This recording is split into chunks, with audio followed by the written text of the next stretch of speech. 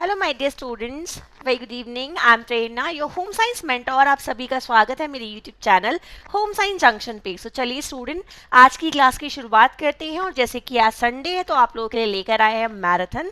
सो आज की जो मैराथन होने वाली है वो होने वाली है कुछ खास, क्योंकि आज आप लोगों को मैं कराने वाली हूँ जो क्वेश्चंस हैं चाइल्ड डेवलपमेंट वाले सेक्शन के, जो कि खुद में काफ़ी कंफ्यूजिंग सेक्शन होता है क्योंकि आपको सब काफ़ी सिमिलर लगता है।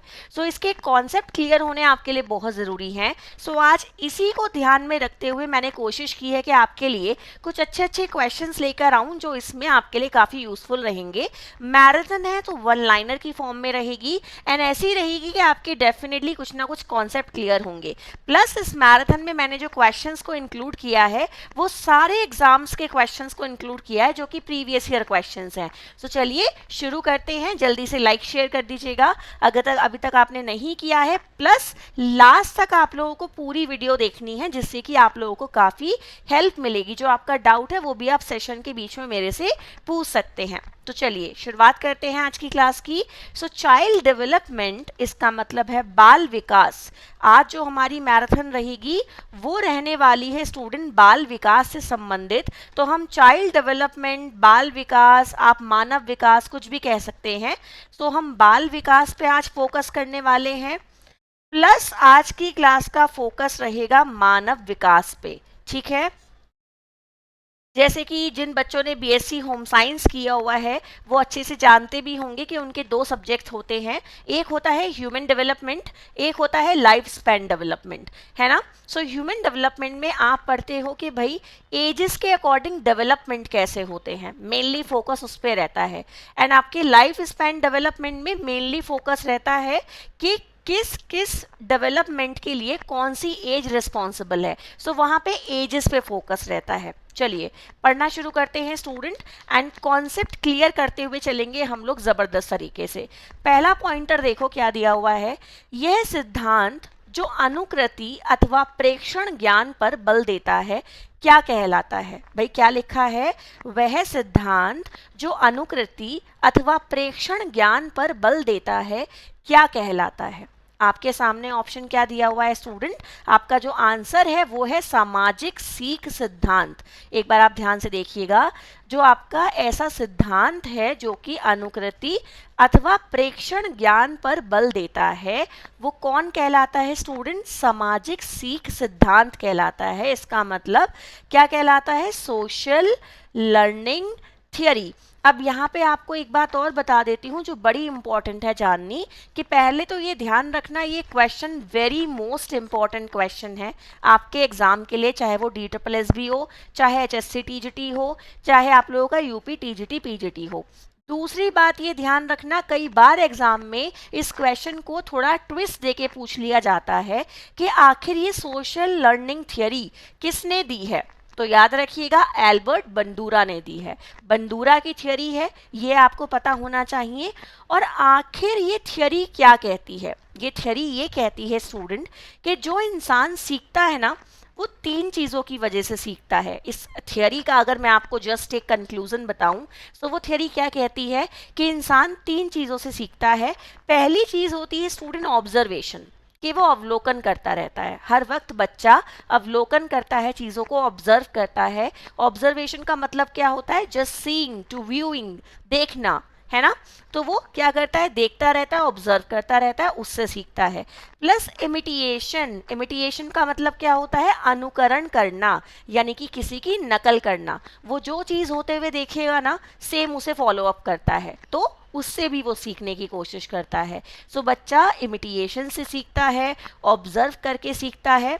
And the last one is modelling, जैसे आप उसकी परवरिश करते हो वो उससे भी सीखता है। सो ये तीन पॉइंट इंपॉर्टेंट है इस थियरी के लिए। आई होप आपको क्वेश्चन क्लियर हो गया होगा। चलिए नेक्स्ट पॉइंटर देखते हैं, आचरण प्रक्रिया शास्त्रीय अनुकूलन को पहचानना। भाई किसने बताया है क्लासिकल अडेप्टेशन के बारे में, बताइएगा। हिंदी में ये आपका जो सब्जेक्ट है काफ़ी डिफिकल्ट होता है। सो दोनों लैंग्वेजेस में थोड़ा थोड़ा पढ़ने की आदत डालिएगा, specially if you want to crack UGC NET examination, क्योंकि वहाँ पे हिंदी है तो शुद्ध हिंदी है, इंग्लिश है तो टिपिकल इंग्लिश है। सो आप लोगों को दोनों अलग अलग लैंग्वेज समझ में आनी चाहिए, क्योंकि वहाँ पे इंग्लिश की कोई ज़रूरत ही नहीं हो पाती, क्योंकि हम समझ नहीं पाते, ना तो हम प्योर हिंदी से ही क्वेश्चन समझ पाते हैं, ना हम प्योर इंग्लिश से ही क्वेश्चन समझ पाते हैं। सो वहाँ पे दोनों लैंग्वेजेस को समझना आसान है। कोई आपको लिखने पढ़ने के लिए नहीं कह रहा कि भाई आप वहीं पे लिखना शुरू कर दो आंसर, बट समझनी आपको आनी चाहिए, तभी आप क्वेश्चन को क्रैक कर पाएंगे। ठीक है, तो देखिएगा, आचरण प्रक्रिया शास्त्रीय अनुकूलन को पहचानना, ये किसने बताया है भाई? क्लासिकल अडेप्टेशन की बात चल रही है। ये किसने बताया है स्टूडेंट? याद रखिएगा, इस चीज में सबसे पहला नाम आता है इवन पावलोव का। पावलोव याद कर लो, बड़ा इंपॉर्टेंट है ये, इनका नाम याद रखना। जहां पे क्लासिकल कंडीशनिंग की बात चलेगी वहां पे आपकी पावलोव की बात चलेगी। ठीक है, अब यहाँ पे इन्होंने क्या कहा है कि भाई इंसान इन्वायरमेंट से सीखता है। ये क्लासिकल कंडीशनिंग क्या कहती है कि जो इंसान है वो इन्वायरमेंट से सीखता है, नेचुरल स्टिमुलस उसको मिलता है, एक नेचुरल यानी कि प्राकृतिक आपका उद्दीपक इंसान को मिलता है और वो उसी से अडॉप्ट करने की कोशिश करता है। ठीक है, चलिए आगे देखते हैं स्टूडेंट्स। नेक्स्ट क्वेश्चन क्या दिया गया है? समीपवर्ती विकास के क्षेत्र की अवधारणा को समझाया गया था किसके द्वारा? जोन ऑफ प्रॉक्सिमल डेवलपमेंट, ये आपका किसके द्वारा दिया गया है? अब इसके बारे में समझ लीजिए कि मान लीजिए एक चीज़ है जो आपको आती है। ठीक है, क्या है स्टूडेंट? एक चीज़ है जो आपको आती है और एक वो है जो आपको आती है, मतलब वो खुद से आती है, आपने किसी से सीखी नहीं है, विदाउट गाइडेंस वो आपको आती है। दूसरा, अगर आप उसी चीज़ को किसी का गाइडेंस लेके करते हो, सो जो उसमें इम्प्रूवमेंट आता है, उस इम्प्रूवमेंट और जो आपको खुद से आता था उसके बीच का जो स्पेस है, जो गैप है, उसको क्या कहते हैं? जोन ऑफ प्रॉक्सिमल डेवलपमेंट कहते हैं। सो बेसिकली किसके द्वारा बताया गया है स्टूडेंट? ये आपके वाइगोट्स्की के द्वारा बताया गया है। इतना ध्यान रखिएगा कि जहाँ भी एग्जाम में आपको जोन ऑफ प्रॉक्सिमल डेवलपमेंट देखने के लिए मिल जाए, वहाँ पे वाइगोट्स्की नाम सबसे टॉप पे आता है। ओके, क्योंकि इन्होंने ही बताया है। अच्छा, इस सब्जेक्ट के बारे में ना आप लोगों को थोड़ा इजी भी रहता है पढ़ना। पता है क्यों रहता है? क्योंकि आप लोगों ने सीटेट क्वालिफाई कर रखा है बहुत सारों ने, सो वहाँ ये आता है सीडीपी वाला पोर्शन। आप टेट वाले होंगे, वहाँ ये पोर्शन आता है। केवीएस वाले होंगे, वहाँ ये पोर्शन आता है। सो ये आपका एक कॉमन पोर्शन है जो कि काफ़ी सारे टीचिंग एग्जाम में आता ही आता है। अगर आपको टीचिंग एग्जाम देना है, सो ये सब्जेक्ट आपके लिए मैंडेटरी है कि भाई इसको तो अच्छे से पढ़ लो, बिल्कुल जहन में बिठा लो। ठीक है, आगे देखो स्टूडेंट, मानवीय अभिप्रेरणा सिद्धांत प्रतिपादित किया गया था किसके द्वारा? ये बहुत इंपॉर्टेंट क्वेश्चन है स्टूडेंट। एक तो ये जो जितनी भी कंडीशनिंग वाले क्वेश्चन होते हैं ना, very very very most important. And then Maslow की हिरार्की ऑफ नीड बहुत इंपॉर्टेंट है। ठीक है, सो मानवीय अभिप्रेरणा सिद्धांत प्रतिपादित किसने किया है? ये मैस्लो के द्वारा किया गया है स्टूडेंट, जो आपकी ह्यूमन मोटिवेशन थियरी है। यहाँ पे ध्यान रखना कि हिरार्की ऑफ नीड भी मैस्लो ने ही दी है, प्लस ह्यूमन मोटिवेशन थियरी भी मैस्लो ने ही दी है। और इन्होंने क्या कहा है पता है? मोटिवेशन यानी कि अभिप्रेरण, प्रेरणा, कुछ भी कह सकते हो आप। सो मोटिवेशन थियरी में इनका जो कंक्लूजन निकल के आता है वो ये निकल के आता है कि एक इंसान सबसे ज़्यादा मोटिवेट होता है अपनी नीड से, क्योंकि हर इंसान की कुछ ना कुछ ज़रूरत होती है, हर इंसान की कुछ ना कुछ आवश्यकता होती है, और उन आवश्यकताओं की पूर्ति हर इंसान करना चाहता है। एक आवश्यकता पूरी होती है, दूसरी जन्म ले लेती है, दूसरी पूरी होती है, तीसरी जन्म ले लेती है। तो इंसान की आवश्यकताएं हमेशा चलती रहती हैं और वो उन आवश्यकताओं से हाईली मोटिवेटेड रहता है, क्योंकि जैसी वो एक पूरी कर लेता है सो उसके मन में गुदगुदी उठने लग जाती है कि ओके एक पूरी हो गई, अब दूसरी चाहिए, है ना। सो वो उसी से मोटिवेट रहता है। यही आपकी ह्यूमन मोटिवेशन थियरी है। आगे बढ़ते हैं, नेक्स्ट क्वेश्चन देखते हैं। चलो, क्वेश्चन क्या है? क्रियात्मक अनुकूलन यानी कि ऑपरेट कंडीशनिंग की संकल्पना किसने दी थी? मैंने बोला है ना, इंपॉर्टेंट है सारी कंडीशनिंग, चाहे वो ऑपरेट हो, आपकी क्लासिकल हो, दोनों इंपॉर्टेंट है। ठीक है, सो क्रियात्मक अनुकूलन यानी कि ऑपरेट कंडीशनिंग जो है वो किसके द्वारा ये आपका ऑपरेट कंडीशनिंग वाला कॉन्सेप्ट आया है? आंसर बनेगा यहाँ पे स्किनर, नाम याद रखिएगा। ठीक है, जो स्किनर है उनके द्वारा ये बताया गया है। ठीक है, अब यहाँ पे क्या चीज़ आती है इसके बारे में थोड़ा सा समझते हैं कि ये ऑपरेट कंडीशनिंग आखिर है क्या। आप किसी की भी ना सीखने की क्षमता को बढ़ा सकते हो, आप किसी की भी काम करने की क्षमता को बढ़ा सकते हो। आप चाहो तो उसके लिए एक रिवॉर्ड यूज़ करो, चाहे आप उसके लिए एक पनिशमेंट यूज करो। इंपॉर्टेंट ये है कि रेनफोर्समेंट जरूरी है, जिस चीज से बच्चा उस काम को सीख जाए। दंड कम से कम इस्तेमाल करना चाहिए, रिवॉर्ड ज्यादा से ज्यादा इस्तेमाल करना चाहिए। ठीक है, बच्चे को रेनफोर्स कीजिएगा, सीखने के लिए उत्साहित कीजिएगा। ठीक है, यही आपकी ये क्या कहती है, ऑपरेट कंडीशनिंग कहती है। ओके कि यहाँ पे आप बच्चे को रिवॉर्ड के थ्रू, पनिशमेंट के थ्रू उसके बिहेवियर को मॉडिफाई कर सकते हो। ठीक है, उसको स्टिमुलेट कर सकते हो। आगे देखिए स्टूडेंट, नेक्स्ट पॉइंटर क्या आता है, बाल विहार किंडरगार्टन प्रकार के पूर्व स्कूली कार्यक्रम की स्थापना की गई थी किसके द्वारा। आपको बताना है कि जो बाल विहार होते हैं, जिन्हें किंडरगार्टन कहा जाता है, वो किसके द्वारा स्थापित किए गए थे। भाई बड़ा इंपॉर्टेंट क्वेश्चन है एंड काफी रिपीटेड क्वेश्चन है। नाम याद रखिएगा, फेडरिक फ्रोबेल के द्वारा। ये फ्रोबेल नाम रट लो, बड़ा इंपॉर्टेंट है, यूजीसी नेट तक ये क्वेश्चन काफी बार आता है। ओके सो आपका जो किंडरगार्टन को स्थापित किया था वो फेडरिक फ्रोबेल ने किया था, इतना नाम याद रखिएगा। ओके चलिए नेक्स्ट क्वेश्चन देखते हैं, समूह के नियम सीखने की प्रक्रिया क्या कहलाती है। Socialization is the process of learning the rule of the group. तो समूह के सीखने की जो संख्या होती है, मतलब आपकी जो समूह के नियम सीखने की जो प्रक्रिया है बेसिकली, ठीक है, क्या है स्टूडेंट, समूह के नियम सीखने की जो प्रक्रिया है वो क्या कहलाती है, समाजीकरण कहलाती है, यानी कि सोशलाइजेशन कहलाती है। इसको याद रखिएगा कि भाई जब आप किसी समूह के नियमों को सीखने की कोशिश करते हैं, उस प्रोसेस को आप सोशलाइजेशन कहते हैं, यानी कि समाजीकरण कहते हैं। काफी इंपॉर्टेंट क्वेश्चन है, आप लोगों को दिख भी रहा होगा, प्रीवियस ईयर क्वेश्चन है। ओके वह मनोवैज्ञानिक जिसने सामाजिक आधार पे व्यक्तित्व का प्रत्यय निर्मित किया वो कौन है। आपको बताना है student, the psychologist who created the concept of personality on social basis. आपको बताना है स्टूडेंट, वह मनोवैज्ञानिक जिसने सामाजिक आधार पर, ठीक है, क्या किया है, व्यक्तित्व का प्रत्यय निर्मित किया है, वो कौन है बताओ। इन्होंने भाई क्या किया है, सामाजिक आधार पर व्यक्तित्व के प्रत्यय को निर्मित किया है। ठीक है, ये आपको बताना है, जिन्होंने पर्सनैलिटी के कॉन्सेप्ट को क्रिएट किया है ऑन द बेसिस ऑफ, आप लोगों के सोशल बेसिस के ऊपर। ठीक है ना, क्वेश्चन का आंसर बनेगा एल्डर, नाम याद रखिएगा।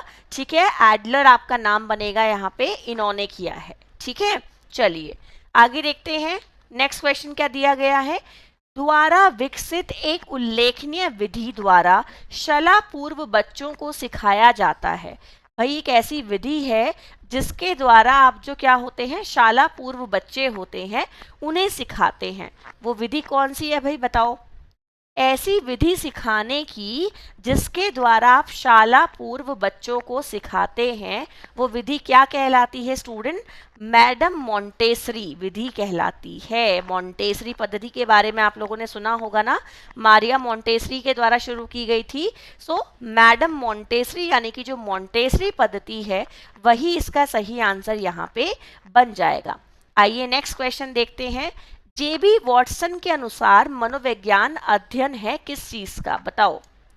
भाई यहाँ पे आपको बताना है कि जो जेबी वॉटसन है उनके अनुसार मनोविज्ञान किस चीज का अध्ययन होता है।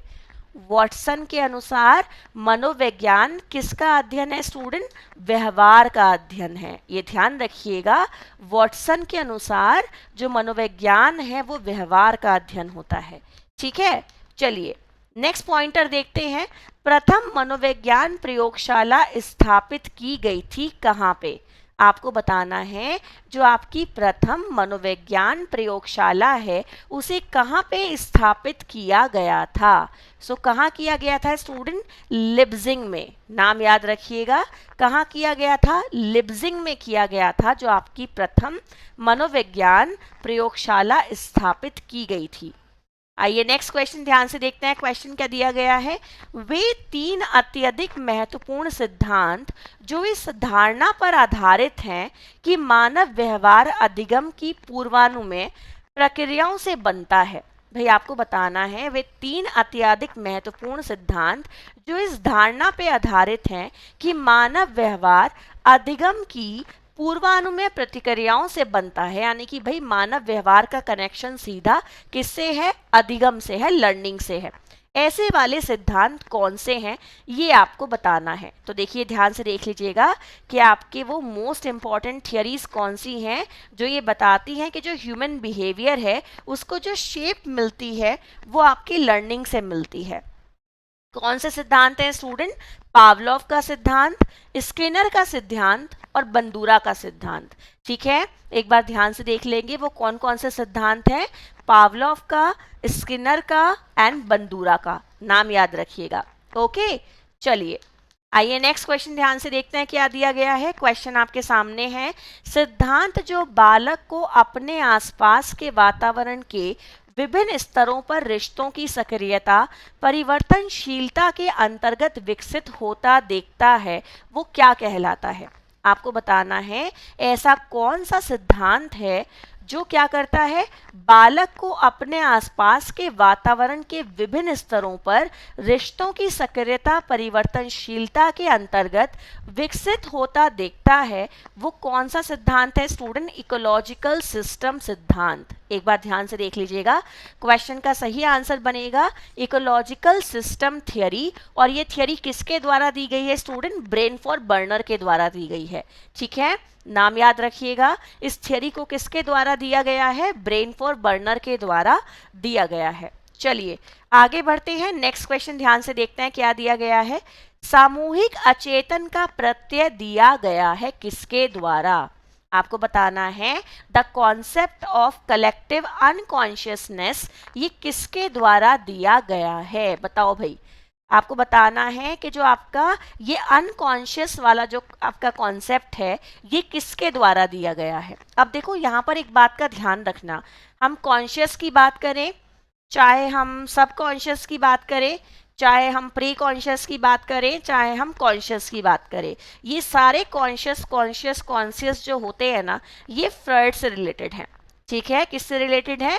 फ्रॉइड से रिलेटेड है, क्योंकि इन्हीं की आपकी जो एक एनालिटिकल थियरी है, मनोविश्लेषणात्मक सिद्धांत जो इनके द्वारा दिया गया है उसी में इन्होंने इन सब का जिक्र किया है, कॉन्शियस, सब कॉन्शियस और अनकॉन्शियस। ठीक है, उसमें ही इन्होंने इनका वर्णन किया है, इतना याद रखिएगा। ओके, चलिए आगे नेक्स्ट क्वेश्चन देखिए। जीन पियाजे के अनुसार संज्ञानात्मक विकास के कितने चरण होते हैं? आपको बताना है जो जीन पियाजे की कॉग्निटिव डेवलपमेंट थियरी है उसकी आखिर कितनी स्टेजेस होती हैं? तो भाई बहुत इंपॉर्टेंट क्वेश्चन है ये, very important and most repeated question है, ये भी ध्यान रखिएगा। सो जीन पियाजे के अनुसार जो संज्ञानात्मक विकास के चरण हैं वो कितने होते हैं भाई? 4 होते हैं। ये ध्यान रखिएगा, जो जीन पियाजे ने आपकी थियरी बताई हैं, कौन कौन सी बताई हैं स्टूडेंट? आपकी जो स्टेजेस हैं कॉग्निटिव डेवलपमेंट थियरी की वो 4 स्टेजेस है। कौन कौन सी है? आपकी संवेदी गामक अवस्था 0 to 2 वर्ष की होती है, सेंसरी मोटर स्टेज जिसे इंग्लिश में कहते हैं, पूर्व संक्रियात्मक अवस्था 2 से 7 वर्ष की होती है, प्री ऑपरेशनल स्टेज जिसे कहते हैं, मूर्त संक्रियात्मक अवस्था 7 से 11 वर्ष की होती है, कंक्रीट स्टेज इसको कहते हैं, औपचारिक संक्रियात्मक अवस्था 11 से 15 वर्ष की होती है। ठीक है, आप ये भी मान सकते हो कि 11 से और आगे तक जाती है या 12 से आगे तक जाती है, कई जगह आपको ये भी देखने के लिए मिलता है। ये फॉर्मल स्टेज होती है। ओके, सो इसको अच्छे से एक बार देख लीजिएगा, 0 to 2, 2 to 7, 7 to 11 एंड 11 या 12 to above, ये भी इसे कहा जाता है 11 to above, या फिर कोई कहता है 12 to above, ये भी इसको कहा जाता है। ओके, एंड ये फॉर्मल स्टेज होती है। So sensory motor, pre operational, concrete operational and formal stage, ये आपकी क्या होती हैं? पियाजे की कॉग्निटिव डेवलपमेंट थ्योरी की स्टेजेस होती हैं, इतना ध्यान रखिएगा। चलिए आगे नेक्स्ट क्वेश्चन ध्यान से देखते हैं क्या दिया गया है। मानसिक क्षमताओं के विकास को कहा जाता है, भाई आपको बताना है कि जो आपकी मेंटल एबिलिटीज डेवलप होती हैं उसको क्या कहते हैं, ये आपको बताना है स्टूडेंट, कि जो आपकी मेंटल एबिलिटीज डेवलप होती हैं उसे क्या कहा जाता है। तो देखिए, जो आपकी मेंटल एबिलिटीज डेवलप होती हैं उसको हम कहते हैं कॉग्निटिव डेवलपमेंट, यानी कि संज्ञानात्मक विकास। इतना ध्यान रखिएगा, जो आपकी मेंटल एबिलिटीज डेवलप होती हैं उसको हम कहते हैं कॉग्निटिव डेवलपमेंट, यानी कि संज्ञानात्मक विकास। ठीक है, चलिए नेक्स्ट देखिए स्टूडेंट, क्या क्वेश्चन दिया गया है। पियाजे के ज्ञानात्मक सिद्धांत में समाहारी परिचालक यानी कि कॉन्क्रीट परिचालन अवस्था की उम्र कितनी है।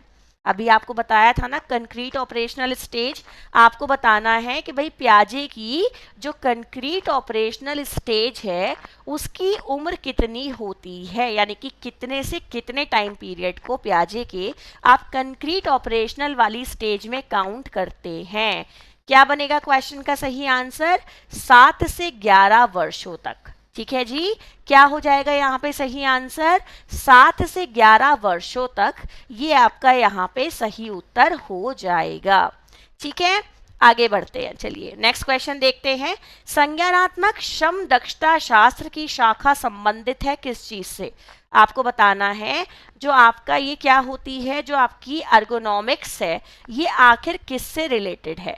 संज्ञानात्मक श्रम दक्षता शास्त्र की शाखा किससे संबंधित है, एक बार फिर समझ लो। संज्ञानात्मक श्रम दक्षता शास्त्र, जहां भी आपको ये वर्ड देखने के लिए मिलेगा ना, श्रम दक्षता शास्त्र, मतलब बात चल रही है अर्गोनॉमिक्स की। और अर्गोनॉमिक्स किससे रिलेटेड होता है, ह्यूमन कंप्यूटर इंटरेक्शन से रिलेटेड होता है, मानव कंप्यूटर वार्तालाप से कनेक्टेड होता है। किससे होता है स्टूडेंट, ह्यूमन कंप्यूटर इंटरेक्शन से रिलेटेड होता है। ठीक है, इतना हमेशा ध्यान रखना है, यूजीसी नेट का फेवरेट क्वेश्चन है ये, इतना भी याद रखिएगा। नेक्स्ट क्वेश्चन देखते हैं। प्री ऑपरेशनल चरण में बच्चों की सोच की विशेषता पियाजे के अनुसार कौन सी है। आपको बतानी है कि जो प्री ऑपरेशनल स्टेज होती है स्टूडेंट, उस चरण में बच्चों की सोच की विशेषता पियाजे के अनुसार कौन सी है। क्या बनेगा आपका answer, centration, reversibility and ego centrism. भाई ये ध्यान रखिएगा, क्या बनेगा आपका centration, irreversibility and ego centrism. अब ये ईगो सेंटरिज्म पे बड़े क्वेश्चन आते हैं, और भाई ये होता क्या है कि जब बच्चा सिर्फ अपने बारे में बातें करता है, वो अहम केंद्रित होता है, अपने आप की बातें, अपने आप के खिलौने, अपने पेरेंट्स, अपनी फैमिली, सब कुछ उसकी बातों में उसी के बारे में झलकता है, वो अपनी बातों को ज़्यादा वेटेज देता है, अपनी बातों को सुनता है, समझता है, दूसरी बातों को वो समझना नहीं चाहता है ना। सो जहां पे उसकी बातों में सिर्फ मैं वाली फीलिंग आती है, वो आपका ये ईगो सेंटरिज्म होता है। ठीक है, काफी इंपॉर्टेंट है आपका ये क्वेश्चन भी। नेक्स्ट क्वेश्चन देखते हैं। एक व्यक्ति की युक्ति संगत रूप से सोचने और समस्याओं का समाधान करने की क्षमता अंग है किस चीज का। आपको बताना है स्टूडेंट, एक व्यक्ति की युक्ति संगत रूप से सोचने और समस्याओं का समाधान करने की क्षमता अंग है किस चीज का। भाई व्यक्ति जो है ना वो सोच भी रहा है, समस्याओं का समाधान भी कर रहा है, उसकी क्षमता की भी बात चल रही है। क्या बनेगा आंसर भाई, कॉग्निशन बन जाएगा, संज्ञान बन जाएगा। ध्यान रखिएगा, आंसर क्या बन जाएगा स्टूडेंट, यहाँ पे कॉग्निशन बन जाएगा, संज्ञान बन जाएगा। ठीक है, चलिए तो चलिए स्टूडेंट्स नेक्स्ट क्वेश्चन ध्यान से देखते हैं क्या दिया गया है और क्वेश्चन को अच्छे से समझेंगे। क्वेश्चन है, अहंकार के समारोह आधारित हैं किस चीज से। आपको बताना है the function of the ego are based on. अब देखो यहाँ पे आपको एक चीज बता देती हूँ स्टूडेंट, कि जो ये इड, ईगो, सुपर ईगो, ये तीनों चीजें होती हैं, ये आपको पता है कि जो आपका फ्राइड का सिद्धांत है, सामाजिक मनोविश्लेषणात्मक सिद्धांत, ये उससे कनेक्टेड है, id, ego and super ego. यहाँ पे आपसे पूछा गया है कि ईगो किस प्रिंसिपल पे काम करता है। तो भाई ईगो किस प्रिंसिपल पे काम करता है स्टूडेंट? रियलिटी प्रिंसिपल पे काम करता है। ये ध्यान रखिएगा, जो ईगो है वो रियलिटी प्रिंसिपल पे काम करता है। तो भाई क्वेश्चन ये उठता है कि इड किस पे काम करता है और सुपर ईगो किस पे काम करता है। तो आपको चलो एक और क्वेश्चन क्लियर करा देती हूँ यहाँ पे, जो कि इसी से बनता है कि जो इड होता है वो काम करता है प्लेजरेबल प्रिंसिपल के ऊपर, यानी कि प्लेजर का जो सिद्धांत होता है उस पे काम करता है इड, प्लस आपके ईगो जो काम करता है वो रियलिटी प्रिंसिपल पे करता है, और जो आपका सुपर ईगो होता है वो मोरालिटी प्रिंसिपल पे काम करता है। ये आपके 3 इंपॉर्टेंट पॉइंट हैं। यहाँ पे समझिएगा, आपके इस एक क्वेश्चन से 3 क्वेश्चन तैयार हो गए हैं। चलिए आइए नेक्स्ट क्वेश्चन ध्यान से देखते हैं। मनोविश्लेषणात्मक सिद्धांत का प्रतिपादन किसने किया था? भाई अभी जो इड, ईगो और सुपर ईगो के बारे में बात की है ना, वो इन्हीं का सिद्धांत है, जिस सिद्धांत का नाम है आपका मनोविश्लेषणात्मक सिद्धांत। और ये किसके द्वारा गया है स्टूडेंट? ये आपका सिद्धांत है सिगमंड फ्राइड का। ठीक है, चलिए आगे नेक्स्ट देखते हैं स्टूडेंट, आपका क्या पॉइंटर दिया गया है। नेक्स्ट है मनोलैंगिक विकास की अवस्थाओं का सही क्रम क्या है? आपको बतानी है स्टूडेंट, जो साइकोसेक्सुअल थ्योरी है आपकी, उसके बारे में यहाँ पे बात चल रही है। ठीक है, जो साइकोसेक्सुअल थ्योरी है वो आखिर किसने दी है और वो उसकी स्टेजेस क्या हैं, उनके बारे में यहाँ पे बात चल रही है। एक बार ध्यान से देख लीजिएगा, जो साइकोसेक्सुअल थ्योरी है स्टूडेंट, ये सिगमंड फ्राइड ने दी है, ये आप सभी लोग जानते हैं। और ये जो साइकोसेक्सुअल थ्योरी है, इसकी जो स्टेजेस हैं वो कितनी है और आपका उनका सीक्वेंस क्या है, उसके बारे में बात कर लेते हैं। तो ध्यान से देखिएगा, ओरल अवस्था होती है, एनल अवस्था होती है, फैलिक अवस्था होती है, लेटेंसी अवस्था होती है एंड जेनाइटल अवस्था होती है। ये ध्यान रखिएगा, ओरल, एनल, फैलिक, लेटेंसी और जेनाइटल। यानी कि इसमें स्टूडेंट क्या कहा गया है, ये ना सारी की सारी जो अवस्थाएं हैं ना, इन सभी में एक सेंटर ऑफ लिबिडो होता है। इसका मतलब क्या होता है स्टूडेंट? सेंटर ऑफ लिबिडो का मतलब होता है कि हर अवस्था में बच्चे की कामुकता का एक केंद्र होता है और बच्चा उसी पे आधारित चीजें करता है। ठीक है, ये आपको यहाँ पे ध्यान रखना है, काफी इंपॉर्टेंट क्वेश्चन है। चाहे कोई भी एग्जाम हो आपका होम साइंस वाला, आपके टीजीटी पीजीटी से लेके LT, assistant professor, PhD, entrance, UGC net, TGT PGT, D triple SB, HSC TGT, कोई भी एग्जाम क्यों ना हो, सब में ये क्वेश्चन आता है। ओके, चलिए आगे बढ़ते हैं। बट हाँ, पैटर्न अलग अलग हो सकता है। भाई अगर टीजीटी लेवल पे आएगा तो एमसीक्यू फॉर्म में आ जाएगा, यूजीसी नेट में आएगा तो कूट वाली फॉर्म में आ जाएगा, है ना, असर्शन रीजन की फॉर्म में आ जाएगा। अगर यूजीसी नेट में आएगा तो डी ट्रिपल एसबी में आएगा तो शायद स्टेटमेंट की फॉर्म में आ जाएगा, है ना। नेक्स्ट क्वेश्चन देखो, यह सिद्धांतकार जिन्होंने सिद्धांतकार फ्राइड के मनोविश्लेषणात्मक कार्य को आगे बढ़ाया था। भाई सिगमंड फ्राइड की जो थियरी है आपकी, उसको आगे जिन्होंने बढ़ाया था वो कौन से सिद्धांतकार हैं स्टूडेंट? पहले हैं एरिक एरिक्सन, दूसरे हैं कार्ल जंग एंड तीसरे हैं एल्फ्रेड एडलर। नाम याद रखिएगा, काफी इंपॉर्टेंट क्वेश्चन है फॉर यूजीसी नेट एग्जाम। ठीक है, ये ध्यान रखिएगा, ये क्वेश्चन आपका यूजीसी नेट को लेकर काफी इंपॉर्टेंट क्वेश्चन है। आइए नेक्स्ट क्वेश्चन ध्यान से देखते हैं, क्या दिया गया है। फ्राइड के अनुसार व्यक्ति सिर्फ तभी परिपक्व स्वस्थ वयस्क माना जाता है या तभी बन सकता है यदि भावनात्मक द्वंद्वों का समाधान हो गया हो। वही इसको अच्छे से समझिएगा कि सिगमंड फ्राइड क्या कहते हैं कि एक व्यक्ति सिर्फ तभी परिपक्व बन सकता है, मेच्योर बन सकता है, वो एक अडल्ट बन सकता है जब उसने अपनी भावनाओं के क्या होते हैं स्टूडेंट, जो उसकी इमोशनल कॉन्फ्लिक्ट्स हैं उनको रिजॉल्व कर लिया हो। ठीक है, तभी वो क्या बन सकता है, एक मेच्योर पर्सन और एक अडल्ट पर्सन बन सकता है। ऐसा कौन कहते हैं? सिगमंड फ्राइड कहते हैं। इतना ध्यान रखिएगा। ठीक है, चलिए यूजीसी नेट के लिए क्वेश्चन काफी इंपॉर्टेंट है। आइए नेक्स्ट क्वेश्चन देखते हैं। एरिक्सन के अनुसार मनोसामाजिक विकास का पहला चरण क्या है? आपको बताना है।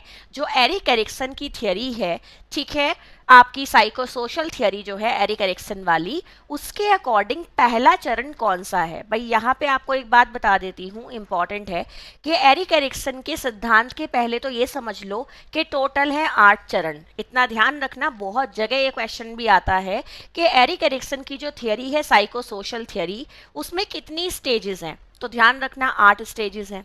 ठीक है। दूसरी इंपॉर्टेंट बात कि जो उन स्टेजेस का पहला चरण है भाई, वो कौन सा चरण है? ट्रस्ट वर्सेस मिसट्रस्ट का आपका चरण है, ये ध्यान रखिएगा।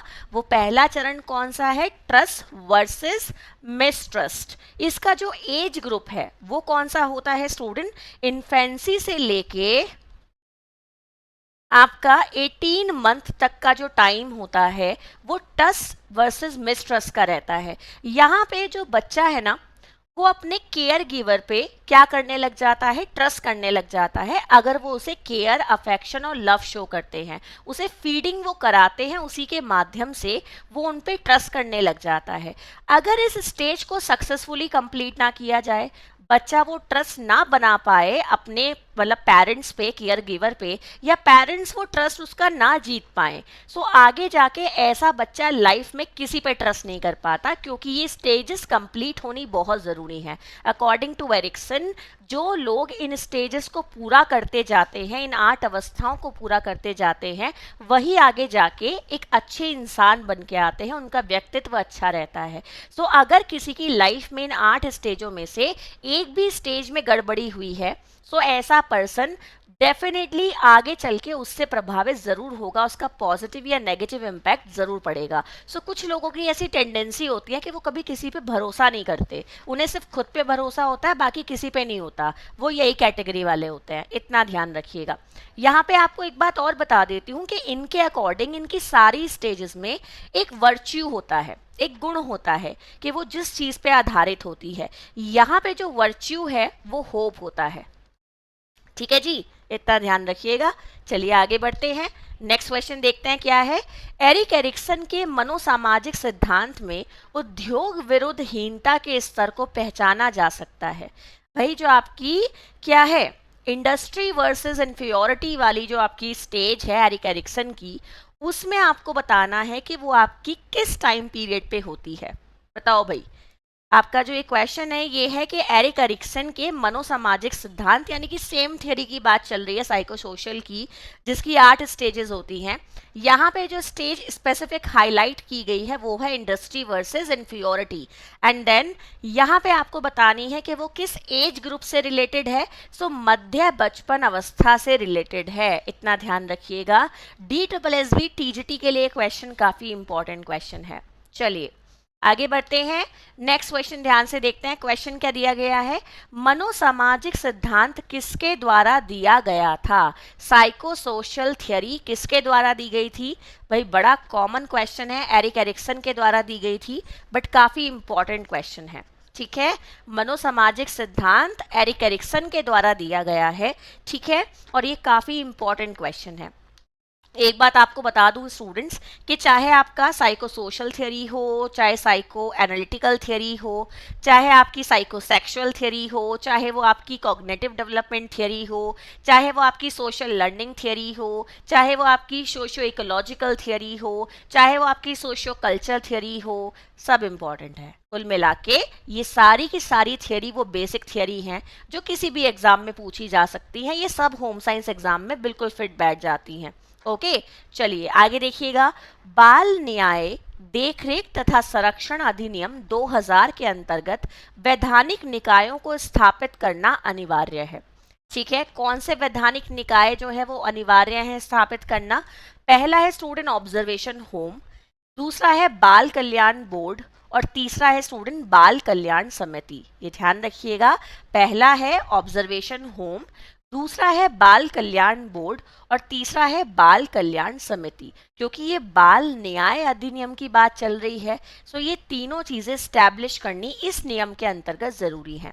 ओके, इतना आप लोग ध्यान रखेंगे कि बाल न्याय जो देखरेख तथा संरक्षण अधिनियम है 2000 सन में आपका पारित किया गया था, इसके अंतर्गत किन किन वैधानिक निकायों को स्थापित करना जरूरी है? ऑब्जर्वेशन होम, बाल कल्याण बोर्ड एंड बाल कल्याण समिति, इनको स्टैब्लिश करना जरूरी है। चलिए आगे नेक्स्ट क्वेश्चन ध्यान से देखते हैं। क्वेश्चन क्या दिया गया है? क्वेश्चन है स्टूडेंट बच्चों के जीने के अधिकारों में कौन से अधिकार शामिल हैं? आपको बताना है कि जो बच्चे के जीने के अधिकार हैं उनमें कौन कौन से अधिकार शामिल होते हैं। तो ध्यान रखिएगा जो बच्चे के जीने के अधिकार हैं उसमें दो अधिकार शामिल हैं। पहला है जन्म व पंजीकरण का अधिकार, यानी कि right to birth and registration, and then another one is स्वास्थ्य एवं पोषण का अधिकार, यानी कि एक अच्छी हेल्थ एंड एक अच्छे न्यूट्रिशन का राइट भी बच्चा रखता है। Okay, so the first one is right to birth and registration and the another one is right to health and nutrition. Okay, चलिए आगे बढ़ते हैं। नेक्स्ट क्वेश्चन ध्यान से देखते हैं क्या दिया गया है। अंडाणु परिपक्व होता है, भाई ओवम की बात चल रही है। आपको पता है कि दो जेनाइटल्स होते हैं। हम कह सकते हैं, आप अच्छे से समझिएगा, आपने सुना भी होगा कि एक होती है आपकी जिसको हम कहते हैं फीमेल सेक्स सेल, एक होती है मेल सेक्स सेल। इसको किस नाम से भी जाना जाता है? जाइमेट्स के नाम से भी जाना जाता है। ठीक है, सो यहाँ पे ओवम की बात चल रही है जो कि एक फीमेल जाइमेट्स होती है। ठीक है, सो ओवम मैच्योर कितने दिन में होता है, परिपक्व कितने दिन में होता है? 28 डेज में होता है। ये आपका क्वेश्चन जो यहाँ पे डाला गया है ये आपका प्रीनेटल पीरियड से रिलेटेड है। चलिए आगे ध्यान से देखते हैं। नेक्स्ट क्वेश्चन क्या है। मध्य जीवन संक्रमण जिसमें प्रजनन शक्ति में ह्रास होता है, यानी कि रिप्रोडक्टिव आपकी जो पावर है वो कम हो जाती है और स्त्रियों की संतानोत्पत्ति क्षमता समाप्त हो जाती है, और स्त्रियों में जो क्या होती है, कंसीव करने की एबिलिटी है वो कम हो जाती है। पुरुषों के पुरुष तत्व में कमी आ जाती है। ठीक है ना, इसको क्या कहा जाता है? इसको कहा जाता है मीनोपॉज। ये ध्यान रखिएगा, स्टार्टिंग फेज को मेनार्की कहते हैं, एंडिंग फेज को मीनोपॉज कहते हैं। इतना आपको ध्यान रखना है। ठीक है, सिंपल क्वेश्चन है, काफी इंपॉर्टेंट क्वेश्चन है, यूजीसी नेट फेवरेट क्वेश्चन है। ओके, सो ये इंपॉर्टेंट है, इसको याद करेंगे। इसको क्या कहते हैं? मेनार्की या मीनोपॉज, आपका दो याद रखिएगा। इसको मीनोपॉज कहते हैं जब आपकी एंडिंग वाली स्टेज होती है, डिक्लाइन वाली स्टेज होती है। ओके, चलिए नेक्स्ट क्वेश्चन देखते हैं। स्पर्मेटेड से शुक्राणु में परिवर्तन की प्रक्रिया क्या कहलाती है? ठीक है, यानी कि जो ट्रांसफॉर्मेशन प्रोसेस है स्पर्मेटेड से स्पर्म बनने का, क्या कहलाता है स्टूडेंट? उसको हम कहते हैं स्पर्मिनोजेनेसिस। याद रखिएगा स्टूडेंट, जहां पे भी ना, अच्छा यहाँ पर एक ट्रिक सिखाती हूँ, चलो आज आपको फिर से। देखो, जिस तरीके से हम आइटिस से जिंजीवाइटिस को हम जब समझते हैं तो आइटिस वाले वर्ड से क्लियर कर लेते हैं। जहां भी एज लगा होता है उस साउंड से हम एंजाइम को समझ लेते हैं। उसी तरीके से एक और ट्रिक सिखाती हूँ आपको, जहाँ पे भी ना ये जेनेसिस वर्ड आपको देखने के लिए मिलता है, याद रखना कि किसी चीज़ का निर्माण चल रहा है, कुछ ना कुछ प्रोडक्शन चल रहा है, बॉडी के अंदर चल रहा है, ये भी ध्यान रखना, बाहर नहीं अंदर ही चलेगा। सो वहाँ पे ये जेनेसिस, एपिजेनेसिस है ना, ये आपको जेनेसिस वर्ड ज़रूर देखने के लिए मिलेगा। सो आपका स्पर्मियोजेनेसिस, यहाँ पे स्पर्म का निर्माण चल रहा है। ठीक है जी, इतना याद रखिएगा। सो ये ट्रिक होती है वर्ड्स को पहचानने की, कि एग्जाम में अगर हमें कुछ नहीं आता ना, पर एक वर्ड को हम पकड़ पा रहे हैं कि ओके ये मतलब ये हो सकता है। जैसे मैंने आपको क्लोरोसिस वर्ड बताया था, जहां जहां क्लोरोसिस देखने के लिए मिले, क्लोरोसिस क्लोरोसिस ये वाली साउंड आपको आ रही है, सो आप समझ सकते हो कि भाई जो आर्टरी है ना वो ब्लॉक हो गई है कहीं ना कहीं। कोई भी आर्टरी हो पूरे शरीर में, क्लोरोसिस जहां भी आएगा पक्का प्लेग बन रहे हैं आर्टरी में, ये समझ जाओ। चाहे कुछ आता हो या ना आता हो, ये 3-4 वर्ड याद कर लेना, काम बन जाएगा। ओके, चलो नेक्स्ट देखो। बच्चा होता है छोटा, भ्रूण के संपूर्ण शरीर को आच्छादित करने वाले रोमीले बालों को क्या कहते हैं? बच्चा है स्टूडेंट, छोटा बच्चा है, भ्रूण की बात चल रही है तो बिल्कुल छोटा बच्चा। ठीक है, उसके शरीर के ऊपर क्या होते हैं? छोटे छोटे बाल होते हैं। उन बालों को क्या कहते हैं? आपको ये बताना है कि भाई जो आपके भ्रूण के जो फीटस होता है, बच्चा भी छोड़ो, फीटस की बात चल रही है, फीटस है, फीटस के शरीर पे छोटे छोटे बाल होते हैं जो कि उसके पूरे शरीर को कवर करके रखते हैं। उन्हें किस नाम से जानते हैं स्टूडेंट? लेनुगो के नाम से जानते हैं। याद रखिएगा, उसको हम क्या कहते हैं? लेनुगो कहते हैं। ये आपको पता होना चाहिए, काफी इंपॉर्टेंट ये क्वेश्चन है।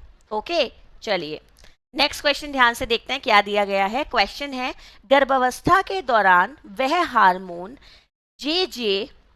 JGIT के आमाशय की पेशियों की कार्यशीलता को कम करता है। ठीक है, आपको बताना है कि आपका ऐसा कौन सा हार्मोन है स्टूडेंट जो प्रेगनेंसी के टाइम पे क्या करता है, जो आपकी गैस्ट्रिक मसल्स होती हैं उनकी एक्टिविटी को कम कर देता है, उनके एक्टिवेशन को कम कर देता है, उनकी क्रियाशीलता को कम कर देता है, वो आपका कौन सा हार्मोन होता है? ये आपको बताना है। हार्मोन कौन सा है? एस्ट्रोजन। नाम याद रखिएगा, वो हार्मोन कौन सा होता है? एस्ट्रोजन हार्मोन होता है। ठीक है, क्वेश्चन ये वाला इंपॉर्टेंट है। बट ये जो हार्मोन वाले क्वेश्चंस होते हैं ना, ये 2 एग्जाम्स के लिए काफ़ी इंपॉर्टेंट होते हैं। एक होता है आपका एलटी ग्रेड एग्जाम, दूसरा होता है आपका यूपी का पीजीटी वाला एग्जाम। क्योंकि पीजीटी एग्जाम किसी को निकालना है तो मूल मंत्र याद कर लो कि ह्यूमन एनाटॉमी याद होनी चाहिए। कुछ नहीं पता कि 50 क्वेश्चन स्टार्टिंग के ह्यूमन एनाटॉमी से ही आ जाएं और फिर आप सोचते रहो कि ये क्या हो गया। ठीक है, चलो आगे देखो। मनुष्य में गर्भावधि की लंबाई कितनी होती है? लंबाई नहीं चल रही है, टाइम चल रहा है। ओके, सो मनुष्य में गर्भावधि कितने समय की होती है? प्रेगनेंसी का ओवरऑल टाइम पीरियड कितना होता है? 280 डेज, 40 वीक्स, 9 मंथ। तीनों फंडे याद कर लो। 280 दिन, 9 महीने, 40 हफ्ते की होती है गर्भावस्था। ठीक है जी, एक क्वेश्चन से 2 क्वेश्चन और बन गए। चलो आगे देखते हैं। देर से होने वाली रजोन वृत्ति से हो सकता है। भाई अगर किसी को मीनोपॉज टाइम पे नहीं हो रहे, अपने टाइम से लेट हो रहे हैं, है ना, मतलब मेंसेस जो हो रहे हैं स्टॉप नहीं हो रहे, जो टाइम पे हो जाने चाहिए उसके बाद जाके स्टॉप हो रहे हैं, उससे क्या हो सकता है स्टूडेंट? कैंसर हो सकता है। ओके, से क्या हो सकता है? कैंसर हो सकता है। चलो आगे बढ़ते हैं। नेक्स्ट क्वेश्चन देखते हैं क्या दिया गया है। गर्भवती महिला को सूचित किया गया है कि उसका निषेचित भ्रूण गर्भाशय के अतिरिक्त दूसरी जगह पर विकसित हो रहा है। ठीक है जी, एक महिला है, वो प्रेग्नेंट है, उसको बताया गया है कि जो उसका भ्रूण है ना, जो डेवलप हो रहा है वो, ठीक है, वो उसके ओवरी में नहीं हो रहा, कहीं और हो रहा है। ठीक है, तो उसे क्या कहा जाएगा? उस स्थिति को क्या कहा जाएगा? वो महिला डॉक्टर के पास गई, उसने जाके चेकअप कराया, सो पता चल गया भाई कि भाई यहाँ पे नहीं हो रहा डेवलप, जहाँ होना चाहिए कहीं और हो रहा है। वो स्थिति क्या कहलाती है स्टूडेंट? उसको हम किस नाम से जानते हैं? अस्थानिक गर्भावस्था के नाम से जानते हैं। ठीक है, ये ध्यान रखिएगा, उसको किस नाम से जाना जाता है स्टूडेंट? अस्थानिक आपकी गर्भावस्था के नाम से जाना जाता है, यानी कि एक्टोपिक प्रेगनेंसी उसको कहते हैं। नाम याद रखिएगा, उसे किस नाम से जानते हैं? एक्टोपिक प्रेगनेंसी के नाम से जानते हैं। ओके, चलिए आगे नेक्स्ट क्वेश्चन देखिए क्या दिया गया है। डिम्ब अवस्था है गर्भधान से 2 सप्ताह तक। आपकी जो ये डिम्ब अवस्था होती है, जिसे ओवम स्टेज कहते हैं, आपको पता है ना प्रेगनेंसी की 3 स्टेजेस होती हैं। ओवम, आपका दूसरी कौन सी होती है? Zygote, foetus. 3 होती है ना, ओवम, जाइगोट एंड फीटस। ठीक है ना। सो आपको यहाँ पे क्या बताना है कि जो डिम्ब अवस्था है ओवम वाली, उसका टाइम पीरियड कितना होता है स्टूडेंट? इसका गर्भधारण से लेके 2 सप्ताह तक, यानी कि कंसीव करने से लेके 2 हफ्ते तक का जो टाइम होता है वो आपका पीरियड ऑफ ओवम कहलाता है। इतना आप लोगों को याद रखना है। चलिए आगे नेक्स्ट क्वेश्चन देखते हैं।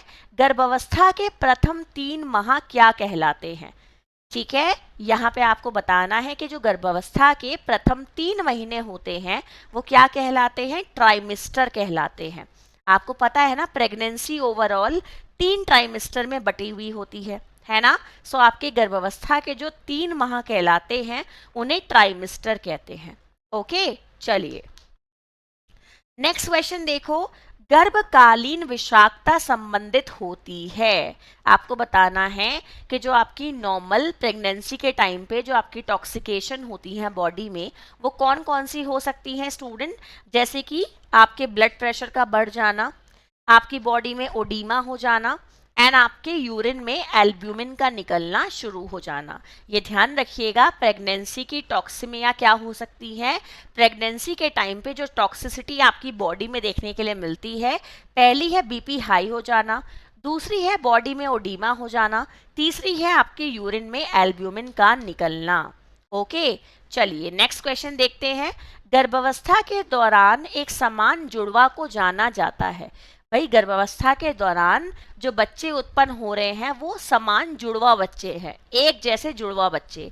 उन्हें किस नाम से जानते हैं स्टूडेंट? मोनोजाइगोट ट्विंस के नाम से जानते हैं। ये ध्यान रखिएगा, उन्हें क्या कहा जाता है? मोनोजाइगोट ट्विंस कहा जाता है, जो बच्चे एक जैसे जुड़वा बच्चे होते हैं। ओके, चलिए आगे नेक्स्ट क्वेश्चन देखते हैं। प्रसव के बाद की अवधि और दुग्धपान क्या कहलाती है? जो प्रसव के प्रेगनेंसी के बाद का टाइम है प्लस उसमें लैक्टेशन चल रहा है, यानी कि दुग्धपान वाली अवस्था चल रही है, उसे किस नाम से जाना जाता है स्टूडेंट? पोस्टपार्टम के नाम से जाना जाता है। इतना याद रखिएगा, उसको हम किस नाम से जानते हैं? पोस्टपार्टम के नाम से जानते हैं। ठीक है, आगे देखिए नेक्स्ट क्वेश्चन। नवजात शिशु का औसत भार कितना होता है? आपको बताना है कि जो नवजात शिशु होता है स्टूडेंट, उसका औसत भार कितना होता है। अब ये एक ऐसा क्वेश्चन है जहाँ पे बहुत बच्चा कंफ्यूज होता है, क्योंकि कभी तो हम कहते हैं कि भाई एक नवजात का जो वजन है वो 2.5 केजी होना चाहिए, कभी हम कहते हैं 2.5 से लेके 3.5 केजी होना चाहिए, है ना। सो यहाँ पे मैं आपको बता दूं कि कई बार आपको 2.5 दिखेगा तो वो आंसर भी सही होगा, जहाँ पे आपको 2.5 से 3.5 दिखेगा वो आंसर भी सही होगा, क्योंकि अगर हम नवजात शिशु का वजन कहीं भी पौंड में देखेंगे तो पौंड में हमेशा 7.5 पौंड ही आपको आंसर लगाना है। कितना लगाना है? 7.5 पौंड ही आपको आंसर लगाना है। और अगर इस 7.5 को आप केजी में देखोगे सो वो 3.5 केजी के आसपास ही होता है। ओके, सो आंसर आपको यही लगाने होंगे। चलिएगा आगे नेक्स्ट क्वेश्चन देखते हैं क्या दिया गया है। 3 प्रतिवर्ती क्रियाएं जो एक सामान्य शिशु में 4 माह की आयु के पश्चात समाप्त हो जाती हैं, यानी कि वो 3 ऐसे रिफ्लेक्स एक्शन जो कि छोटे बच्चे में 4 महीने के बाद खत्म हो जाते हैं ऑटोमेटिकली, वो कौन से रिफ्लेक्स होते हैं ये आपको बताना है। रिफ्लेक्स एक्शन जानते हो ना, कि कोई भी हमें बाहरी स्टिमुलाई मिलता है सो उसके अगेंस्ट हमारी एक इनवॉलेंट्री रिएक्शन जिसको हम कंट्रोल नहीं कर सकते, वो अचानक से ऑल ऑफ सडन खुद से होती है ना, वो आपकी रिफ्लेक्स एक्शन कहलाती है। वो कौन से रिफ्लेक्स एक्शन है student? Tonic neck, palmar grasp and involuntary sucking. So sucking so बच्चे को मदद करती है फीडिंग में, दूध पीने में मदद करती है। टोनिक नेक बच्चे की गर्दन ऐसे वो क्या करता है? ऐसे टेढ़ा करता है ना, इस चीज के लिए मदद करती है। प्लस पर्मर ग्रास से बच्चा ऐसे झपट्टा मारता है ना किसी भी चीज पे, तो उसे पकड़ने की कोशिश करता है। सो ग्रास्पिंग में मदद करती है, पकड़ने में मदद करती है। चलिए आगे देखते हैं क्या दिया गया है क्वेश्चन। संस्थाओं में पाले शिशु होने की देखभाल करते हैं। क्या है स्टूडेंट? संस्थाओं में पाले शिशु होने की देखभाल करते हैं। ज़्यादातर जिन बच्चों को स्टूडेंट हम संस्थाओं में पलने के लिए छोड़ देते हैं ना, वो बच्चे एक तो काफ़ी शांत स्वभाव के होते हैं, क्वाइट होते हैं, काफ़ी पैसिव होते हैं, मतलब उतने ज़्यादा एक्टिव नहीं होते स्टूडेंट, वो काफ़ी निष्क्रिय स्वभाव उनका रहता है, कोई रिएक्शन नहीं रहती, उदास हो जाते हैं, है ना। और वो हमेशा अपने आप को इमोशनली इनसिक्योर महसूस करते हैं, ये हमेशा उनमें देखा जाता है। ओके जी, आगे देखो। WHO के अनुसार नवजात शिशु को स्नान करवाने के बारे में सही कथन क्या है? भाई WHO क्या कहता है कि जो आपका क्या है, आपका छोटा बच्चा है जिसका आपका जन्म हुआ है, नवजात शिशु है, उसको स्नान कब कराना चाहिए? ठीक है, सो उसके जन्म से स्टूडेंट कब कराना चाहिए? 6 घंटे के बाद। ठीक है, ये ध्यान रखिएगा कि उसके जन्म से कम 6 घंटे के बाद उसको क्या कराना चाहिए स्टूडेंट? स्नान कराना चाहिए, ऐसा WHO कहता है। ओके, ये ध्यान रखिएगा कि WHO ये कहता है कि बच्चे को आप उसके जन्म से लगभग 6 घंटे के बाद स्नान करवाओ। ओके, आगे देखिए स्टूडेंट। सिर और शिशुओं के शरीर के बीच का अनुपात कितना होता है? सिर और शिशु के शरीर, यानी कि जो बच्चे का सिर है और उसका जो शरीर है उसका रेशो क्या होता है? सो 1:4 रहता है। ये ध्यान रखेंगे, कितना रहता है स्टूडेंट? 1:4 रहता है छोटे बच्चे के सिर और शिशु, आपका जो क्या है, शरीर के बीच का अनुपात। अगर हम बात करते हैं सिर और शरीर के बीच का अनुपात कितना रहता है? 1:4 रहता है। आगे देखिए नेक्स्ट क्वेश्चन क्या दिया गया है स्टूडेंट। क्वेश्चन है संक्रमण रोगों की घटनाएं और समूह कम कर देता है जिससे शिशु का विचलन और मृत्यु दोनों में कमी आती है। आपको क्या बताना है स्टूडेंट कि कोई संक्रमण जो है, संक्रमण रोगों की घटनाओं और समूह कम कर देता है, यानी कि बॉडी में इन्फेक्शन को कम कर देता है, और जिससे कि बच्चे की क्या हो जाती है, जो मृत्यु दर है उसमें कमी आ जाती है। वो क्या चीज होती है स्टूडेंट? वो स्तनपान होती है, ब्रेस्ट फीडिंग होती है। अगर बच्चे को प्रॉपर ब्रेस्ट फीडिंग कराई जाती है तो उसकी बॉडी में इन्फेक्शन भी नहीं हो पाते, है ना, और उसकी जो क्या हो जाती है, मृत्यु दर है वो भी कम हो जाती है। आगे देखिए नेक्स्ट क्वेश्चन क्या दिया गया है। कोलेस्ट्रॉल बहुत अच्छा होता है क्योंकि इसमें बहुत यातायात में क्या होते हैं, भाई बताओ जल्दी से। हम कोलेस्ट्रॉल को अच्छा मानते हैं क्योंकि इसमें बहुत यातायात में क्या मिलते हैं, एंटीबॉडीज मिलते हैं। ठीक है, एंटीबॉडीज इसमें मिलते हैं आपको काफ़ी ज़्यादा मात्रा में। ठीक है, आप इसको एंटीबॉडीज समझ सकते हो। ठीक है, तो एंटीबॉडीज मिलते हैं, प्रतिजैवी मिलते हैं आपको कोलेस्ट्रॉल के माध्यम से। और कोलेस्ट्रॉल होता क्या है, एक गाढ़ा पीला दूध होता है। ठीक है, जो कि शुरुआती टाइम पे जस्ट प्रेगनेंसी के बाद सिक्रीट होता है। ठीक है, चलिए आगे ध्यान से देखते हैं। शिशु में मां के प्रतिजीवियों से पाई गई निष्क्रिय कृत्रिम प्रतिरक्षा होती है। आपको बताना है एक आपकी क्या होती है स्टूडेंट, एक आपको इम्यूनिटी के बारे में यहाँ पे बात चल रही है कि भाई शिशु में वो इम्यूनिटी जो माँ के द्वारा उसको मिलती है, वो इम्यूनिटी कितने समय तक रहती है। आपको बताना है कि जो भाई बच्चे के शरीर में माँ के द्वारा इम्यूनिटी आती है वो आपकी कितने समय तक रहती है स्टूडेंट? 3 से 6 महीने तक रहती है। इतना ध्यान रखिएगा। ये कब तक रहती है भाई, ये वाली इम्यूनिटी जो माँ से बच्चे को मिलती है, ठीक है, वो रहती है 3 से 6 महीने तक। ओके, आगे देखिए नेक्स्ट क्वेश्चन। एक शिशु को दूध छुड़ाने का भोजन शुरू करने की सही आयु क्या होती है? भाई एक बच्चा है, हम चाहते हैं उसका दूध छुड़ाना और उसको सॉलिड फूड इंट्रोड्यूस कराना। ठीक है, उसके लिए सही समय क्या रहता है? 6 महीने का समय सही रहता है। ये ध्यान रखिए स्टूडेंट, जो हम बच्चे के लिए वीनिंग स्टार्ट करते हैं, उसे एक कॉम्प्लीमेंट्री फूड देना शुरू करते हैं, वो 6 महीने के समय से देना शुरू कर देते हैं। ओके, आगे नेक्स्ट क्वेश्चन देखिए स्टूडेंट क्या दिया गया है। बच्चों में अस्थमा का अटैक सामान्यतः कब बढ़ता है? आपको बताना है जो छोटे बच्चे होते हैं उनमें जो अस्थमा का अटैक बढ़ता है वो कब बढ़ता है स्टूडेंट? ध्यान से देखो। एक तो जब शारीरिक और भावनात्मक दबाव होता है, जब बच्चा फिजिकली और इमोशनली प्रेशर में होता है तब उसे अस्थमा अटैक पड़ता है, या फिर उसे किसी फूड से कोई एलर्जी हो गई हो तब उसे अस्थमा अटैक पड़ता है, या फिर मौसम में परिवर्तन हो रहे हों तब उसे अस्थमा अटैक पड़ता है। ये ध्यान रखिएगा।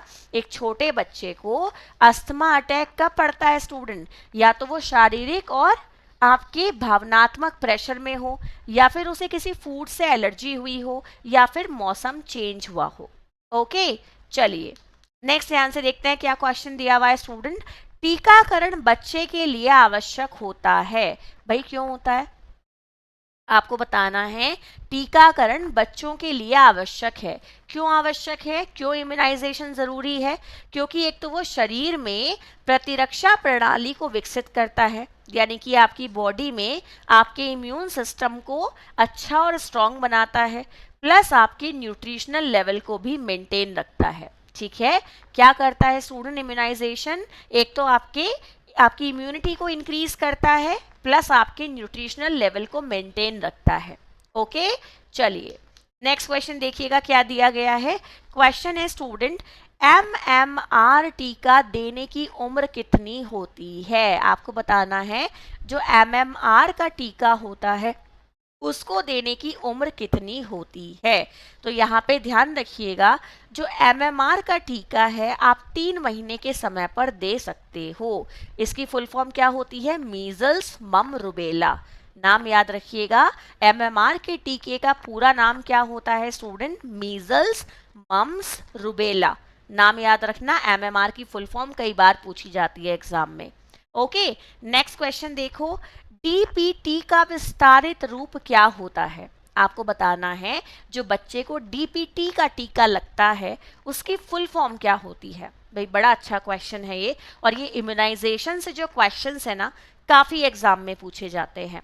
सो डीपीटी का जो विस्तारित रूप है स्टूडेंट वो क्या होता है, डिप्थीरिया परट्यूटिस टिटनेस। ये नाम याद रखिएगा, डिप्थीरिया परट्यूटिस और टिटनेस, ठीक है ना।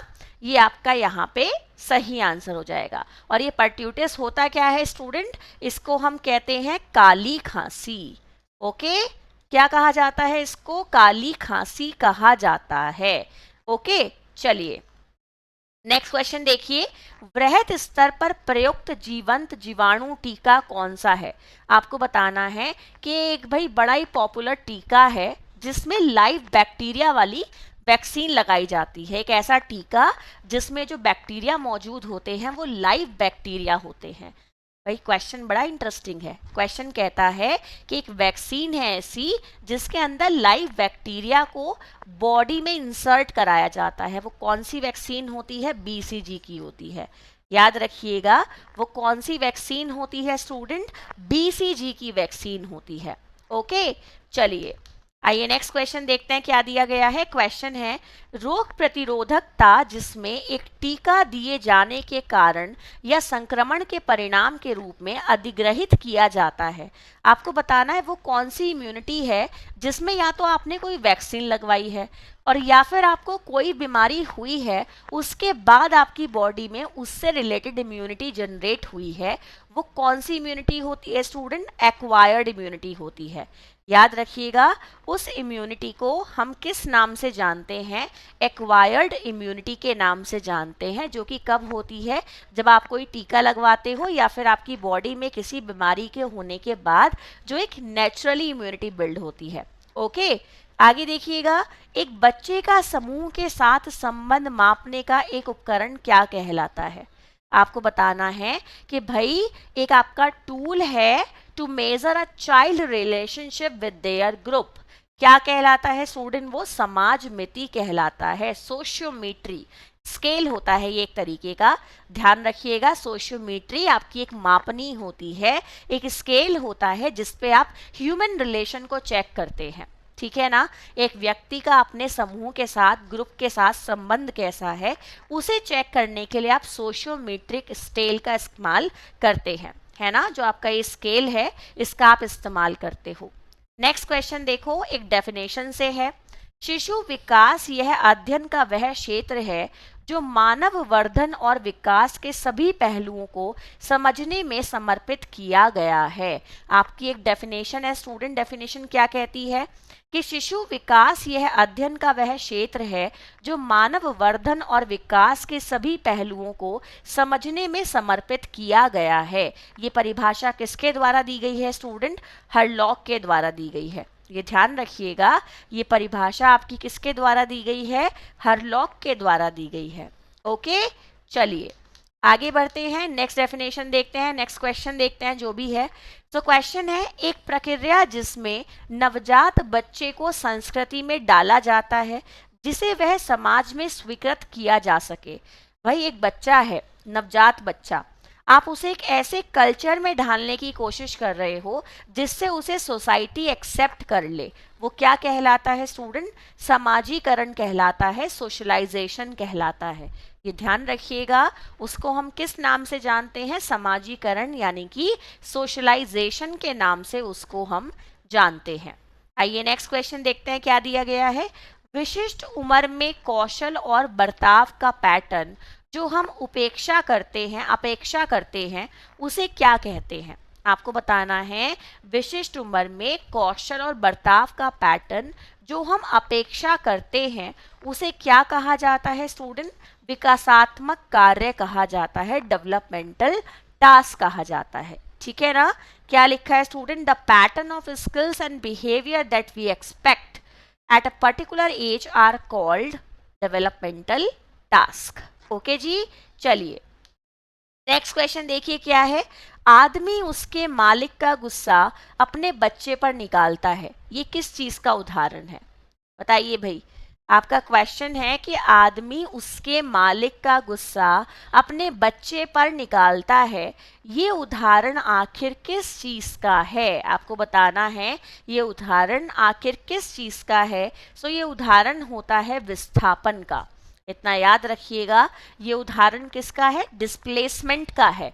डिस्प्लेसमेंट, एक जगह से दूसरी जगह शिफ्टिंग, है ना। सो ये किसका उदाहरण है? डिस्प्लेसमेंट का उदाहरण है। आगे देखिए स्टूडेंट, नेक्स्ट क्वेश्चन क्या दिया गया है? भय का कारण हो सकता है, the reason for fear can be emotional, है ना जी। जो आपका भय है उसका कारण क्या हो सकता है? भावनात्मक हो सकता है। ठीक है, इतना ध्यान रखिएगा, भय का कारण क्या हो सकता है? भावनात्मक हो सकता है। ठीक है, नेक्स्ट क्वेश्चन देखो, बच्चे सीढ़ियां चढ़ना शुरू करते हैं कितनी उम्र में? आपको बताना है जो छोटे बच्चे होते हैं वो सीढ़ियां चढ़नी शुरू करते हैं किस उम्र में करते हैं स्टूडेंट? 16 से 18 महीने की उम्र में करते हैं। इतना ध्यान रखिएगा, कब करते हैं? 16 से 18 महीने की उम्र में वो सीढ़ियां चढ़ना शुरू कर देते हैं। नेक्स्ट क्वेश्चन देखो, सामान्यतः बच्चों में मल विसर्जन के नियंत्रण की शक्ति कब आ जाती है? आपको बताना है कि सामान्यतः बच्चों में मल विसर्जन के नियंत्रण की शक्ति कब आ जाती है? क्या बनेगा क्वेश्चन का सही आंसर? 1 से लेकर 1.5 वर्ष की उम्र में आ जाती है। कब आती है स्टूडेंट? 1 से लेकर 1.5 वर्ष की उम्र में बच्चों में मल विसर्जन की क्रिया की शक्ति आ जाती है ना, कंट्रोल करना शुरू कर देते हैं। आगे देखिएगा, 5 वर्ष के बालक कागज की कैंची से एक सीधी रेखा में काटने योग्य होते हैं। 5 वर्ष के बालक कागज की कैंची से एक सीधी रेखा में काटने योग्य होते हैं। पेपर है, बच्चा सीधी रेखा पे काट रहा है कैंची से, ये कौशल क्या कहलाता है? आपको बताना है ये कौशल क्या कहलाता है। सो ये कौशल किस तरह का कौशल होगा स्टूडेंट? एक तरीके का सूक्ष्म क्रियात्मक कौशल होगा, यानी कि एक फाइन मोटर स्किल होगी। ठीक है, ये क्या होगी स्टूडेंट? एक तरीके की फाइन मोटर स्किल होगी। इतना ध्यान रखिएगा, इसको हम क्या कहेंगे? एक फाइन मोटर स्किल कहेंगे। ओके, नेक्स्ट क्वेश्चन देखो, माता और शिशु के बीच में बनने वाला प्रथम बंधन कौन सा होता है? आपको बताना है the first bond to be formed between mother and child is. आपके the first bond to be formed between mother and child is attachment, यानी कि लगाव। माता और शिशु के बीच में बनने वाला पहला बंधन क्या कहलाता है? लगाव कहलाता है। आइए नेक्स्ट क्वेश्चन देखते हैं, मनुष्य के क्रियाशील परिवेश के वैज्ञानिक अध्ययन को क्या कहा जाता है? आपको बताना है मनुष्य के क्रियाशील परिवेश के वैज्ञानिक अध्ययन को हम क्या कहते हैं? अर्गोनॉमिक्स कहते हैं। ठीक है, इतना ध्यान रखिएगा, जो मनुष्य का एक्टिव यानी कि क्रियाशील परिवेश है उसके साइंटिफिक अगर हम बात करते हैं, साइंटिफिक हम उसकी लर्निंग की बात करते हैं, उसके साइंटिफिक अध्ययन की बात करते हैं, उसे अर्गोनॉमिक्स कहा जाता है। ओके, नेक्स्ट क्वेश्चन देखो क्या दिया गया है, अनिच्छित व्यवहारों को समाप्त करने के लिए सम्मिलित अनुबंधन और प्रतिरूपण की प्रतिक्रियाओं का होना क्या कहलाता है? The combination of conditioning and modeling responses to and unwanted behavior is called behavior changes। ध्यान से देखिएगा, अनिच्छित व्यवहारों को समाप्त करने के लिए, यानी कि जो व्यवहार हम नहीं चाहते करना उन्हें समाप्त करने के लिए जो एक सम्मिलित अनुबंधन है, यानी कि combination of conditioning and modelling, है ना, उसका क्या कहलाता है स्टूडेंट? ये आपका व्यवहार परिवर्तन कहलाता है, यानी कि बिहेवियर चेंज कहलाता है। नेक्स्ट क्वेश्चन देखो, कोई व्यक्ति जब दुश्चिंता एंजाइटी का सामना करता है उसका व्यवहार बच्चे वाले अथवा अपने पहले वाले व्यवहार की ओर चला जाता है, ये क्या कहलाता है? भाई एक व्यक्ति है वो एंजाइटी का शिकार हो गया, अब उसका व्यवहार ना जब वो छोटा था बचपन में था उस तरीके का हो गया है, ये क्या कहलाता है स्टूडेंट? प्रत्यावर्तन कहलाता है, यानी कि रिग्रेशन कहलाता है। ओके, इसको हम किस नाम से जानते हैं स्टूडेंट? प्रत्यावर्तन के नाम से जानते हैं या फिर रिग्रेशन के नाम से जानते हैं। आइए नेक्स्ट क्वेश्चन देखते हैं क्या दिया गया है। एक नकारात्मक भावना कौन सी होती है? आपको बताना है एक नकारात्मक भावना कौन सी होती है। अच्छा, यहाँ पे एक बात का ध्यान रखना, कुछ होते हैं आपके पॉजिटिव इमोशंस, कुछ होते हैं नेगेटिव इमोशंस। तो जो आपके पॉजिटिव इमोशन होते हैं जैसे कि लव हो गया, अफेक्शन हो गया, है ना, प्लस हम नेगेटिव इमोशंस की बात करते हैं तो वो बच्चे के डेवलपमेंट में बाधक तत्व होते हैं जैसे कि जेलसी, हेट, एंगर। ओके, चलिए आगे देखते हैं स्टूडेंट्स, यानी कि किसी से ईर्ष्या, घृणा, है ना, ये सारी चीजें। आगे देखिए, नाम बर्ताव आचरण को दिया गया है जो जब दोहराया जाता है तो स्वचालित हो जाता है। आपको बताना है the name given to behaviour which when repeated becomes automatic a habit। Important question है, यूपीटीजीटी में आया है। ओके, क्वेश्चन क्या है कि नाम बर्ताव आचरण को दिया गया है।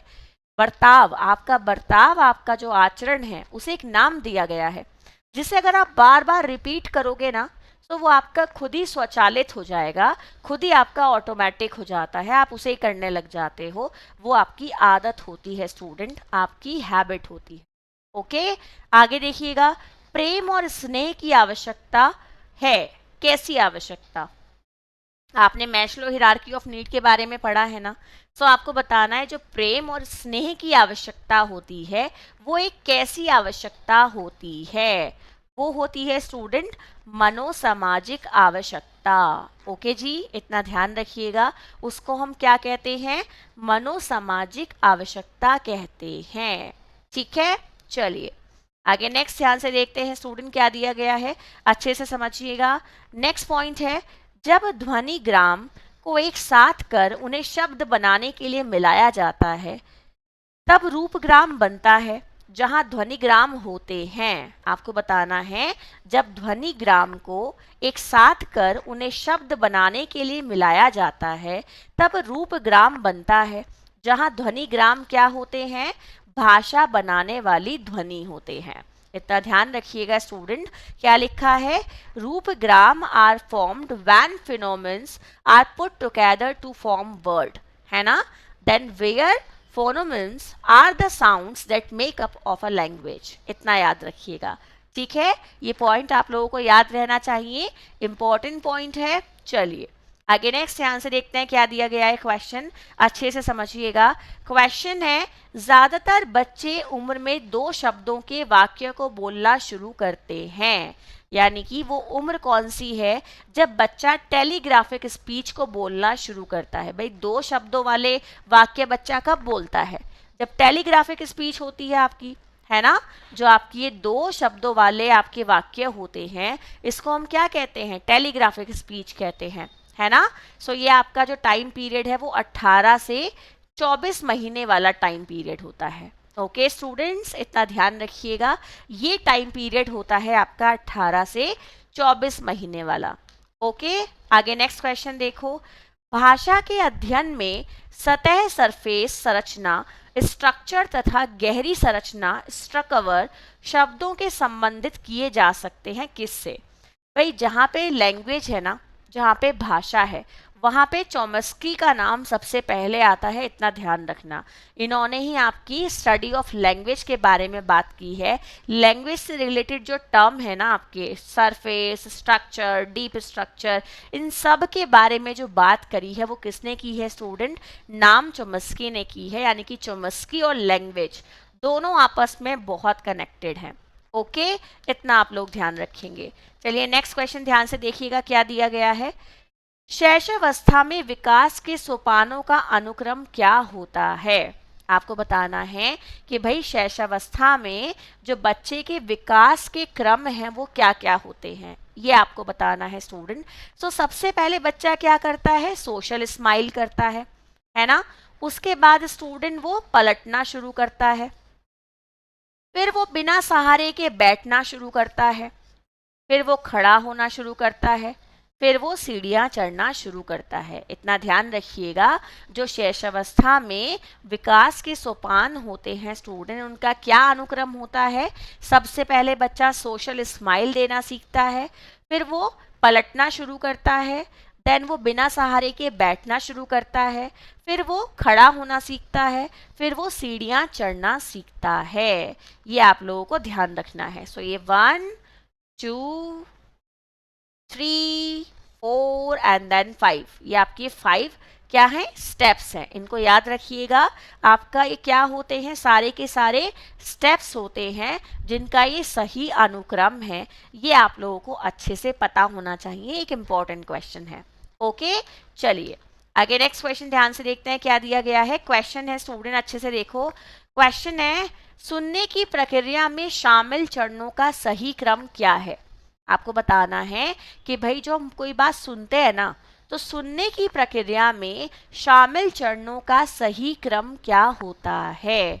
ये आप लोग बताओगे कि सुनने की प्रक्रिया में शामिल चरणों का सही क्रम क्या होता है। सो सबसे पहले इंसान सुनता है, ओके, देन समझता है, देन उसे याद रखने की कोशिश करता है, फिर उसका मूल्यांकन करता है और फिर उसकी रिएक्शन देता है। इतना याद रखिएगा। सबसे पहले इंसान क्या करेगा, सुनेगा, फिर वो बात को समझेगा, फिर वो उसे याद रखेगा, फिर वो उसे मूल्यांकित करेगा और फिर उस पर वो क्या करेगा स्टूडेंट, रिएक्ट करने की कोशिश करेगा। ठीक है, ये प्रोसेस याद रखिएगा कि सबसे पहले एक व्यक्ति क्या करता है, लिसनिंग करता है, then understanding, then remembering, then evaluating और देन फीडबैक। ओके, चलिए आई होप आपको ये क्वेश्चंस अच्छे लग रहे होंगे, क्वेश्चन समझ में आ रहे होंगे।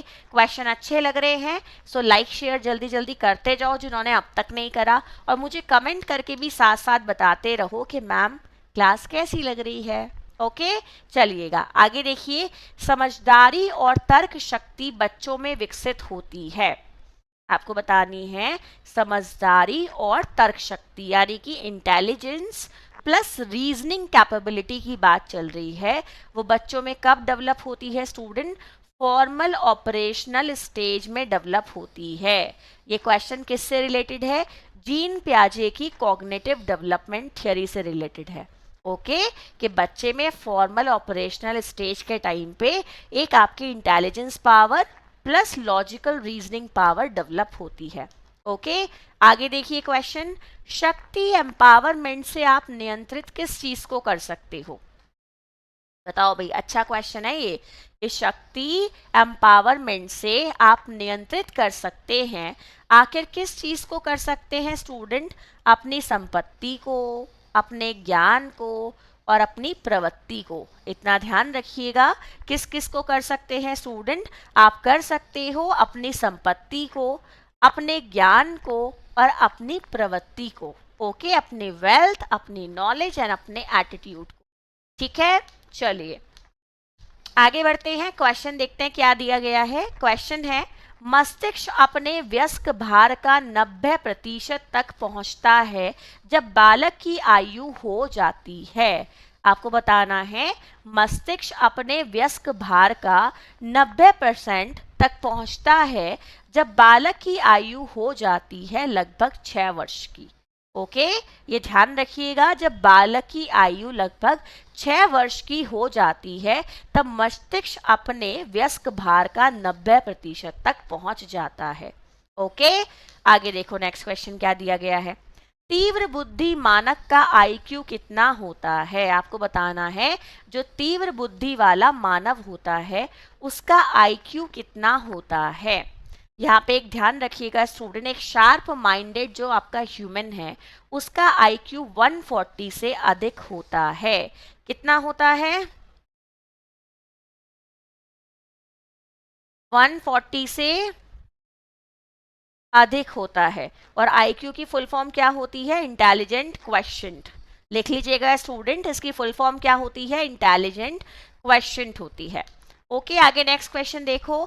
का प्रयोग करने से ज्ञान की स्मृति सबसे प्रभावशाली होती है। वही आपको बताना है का प्रयोग करने से जो ज्ञान की स्मृति है वो सबसे प्रभावशाली होती है।